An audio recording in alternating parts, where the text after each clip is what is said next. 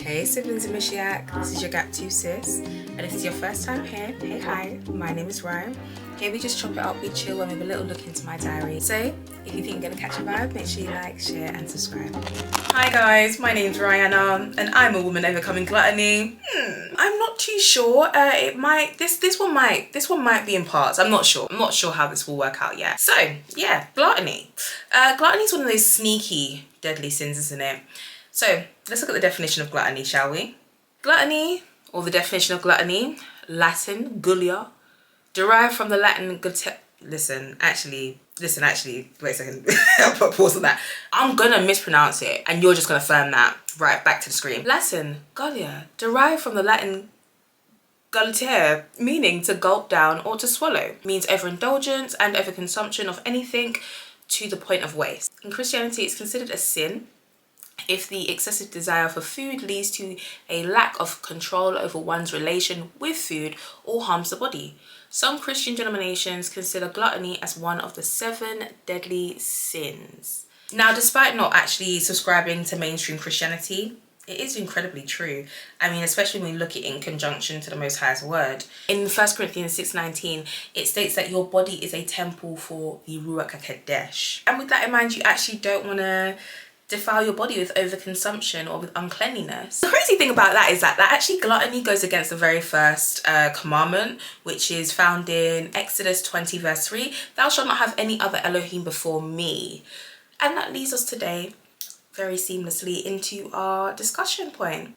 The Elohim of your stomach, or the God of your stomach. So there's like loads of ways we can kind of have this discussion today, especially when we're looking at the perspective of overconsumption. I mean, we live in a world today where overconsumption is just the thing. It's just the norm. You overconsume with the products that you buy. You overconsume with the things that you watch. You overconsume in terms of things you put in your body, inside yourself, right?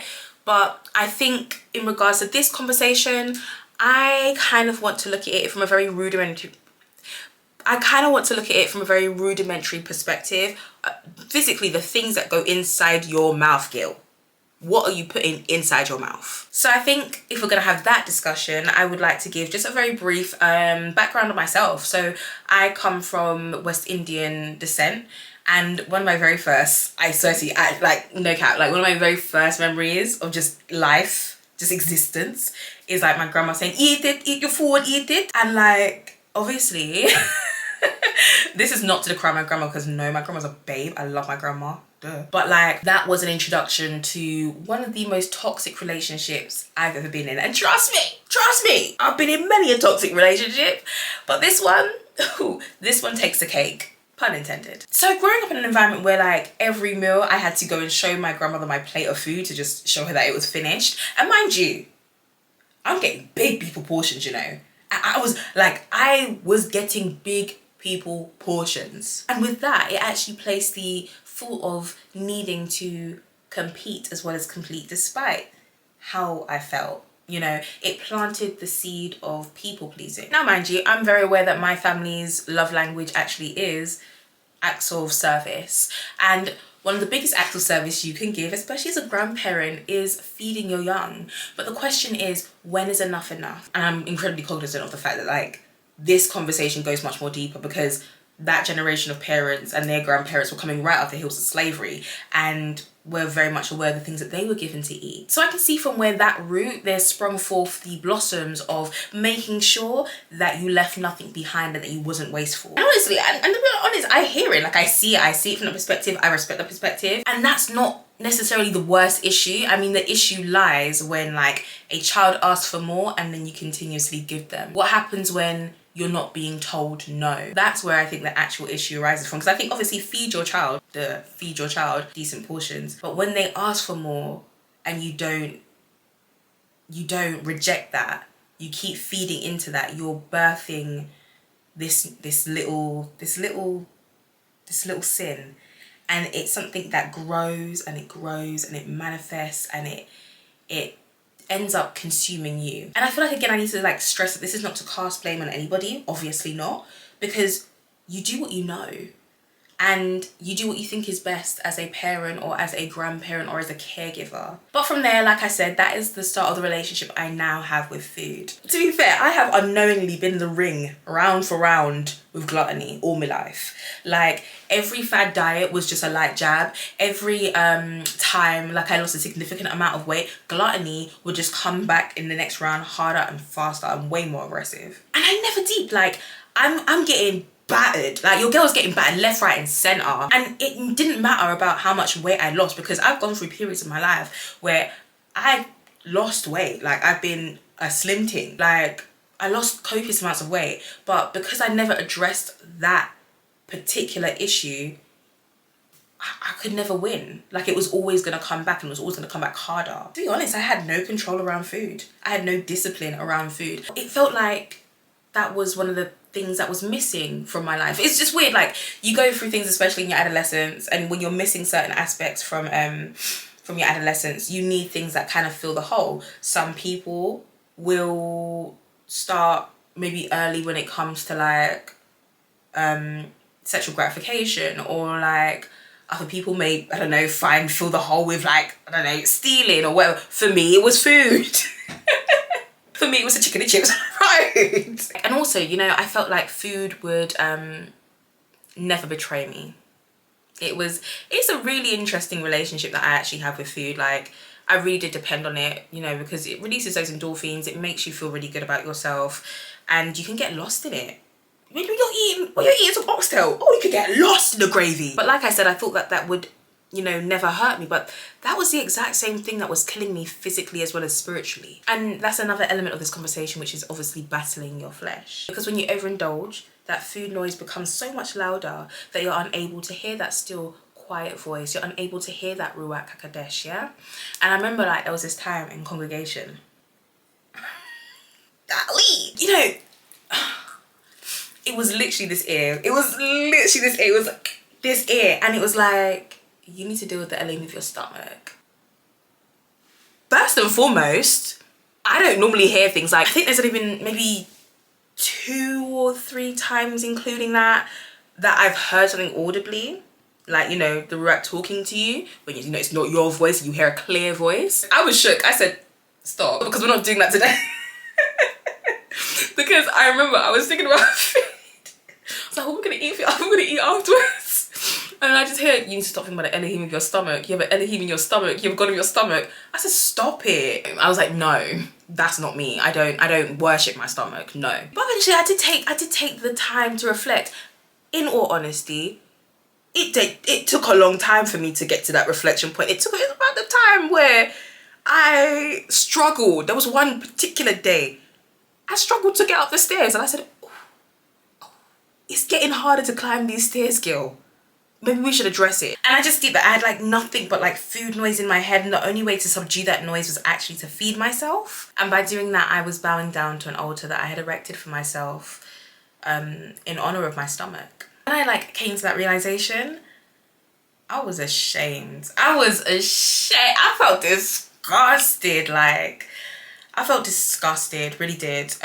Wasn't a fan of that for me, not at all. And I think like it's really easy, you know, when you come into this walk to be like, oh, like, I don't do these pagan things anymore. I don't do Christmas. I don't do New Year's. I don't do Easter. I don't do whatever, like, do you know what I mean? I'm no longer in that deception. It's just me, myself, and the Most High. But it's easy to really neglect some of your own personal pressing issues. And again, it's always important to do that work, that internal work. Think about where you're going wrong, how you can improve in yourself. So when I actually came to the acceptance that, you know, my love of food is sinful, like the amount that I love food, how much I loved it, like, was sinful. I mean, the next questions were naturally, what do I do about it? What, you know, what could I do? What do I do? How do I do that thing? And, you know, I felt like at the time I was really stuck between a rock and a hard place. So I felt like I'd only do the things that I could do, which was to fast and to pray and to stay away from my plate. I'm going to do a separate video on like my weight loss journey. I mean, we're still on the journey never ends, really. It's about health and well-being. Definitely, but that's obviously not for today. But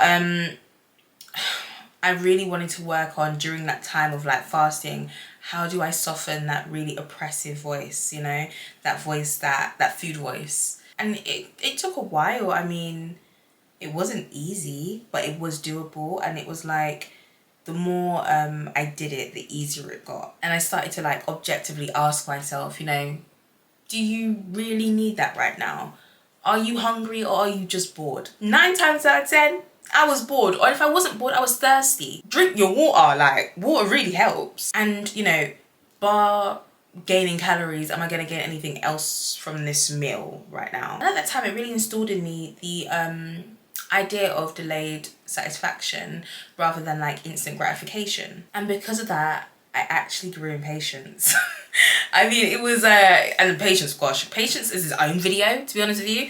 Not gonna talk about that now, but it definitely is its own video. And I think the more that I speak on it, like literally now, I can see how that was literally one of my answered prayers, because by refraining from my plate, I learned how to be patient. And I remember asking the Most High for patience a few years ago. I remember I was on a bus, double-decker bus.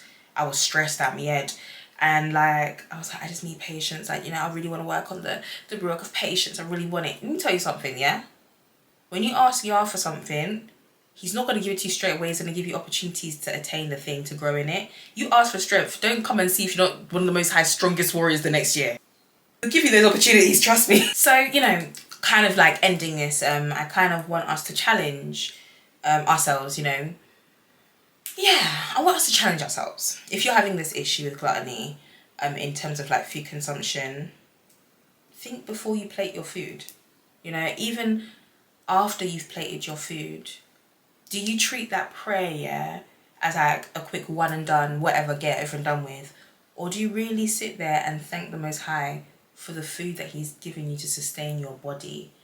And even after that, do you praise him afterwards? Because I think that's actually a good, it's in scripture somewhere, I just literally can't remember where it's at, but it's good practice that after you eat your food, you praise the Most High, after you've eaten, because he has gifted you with that sustenance, and you shouldn't forget the gift that he's given you after he's given it to you. Take that moment when you're praising and you're blessing your food to really just sit in that. Like, don't rush it.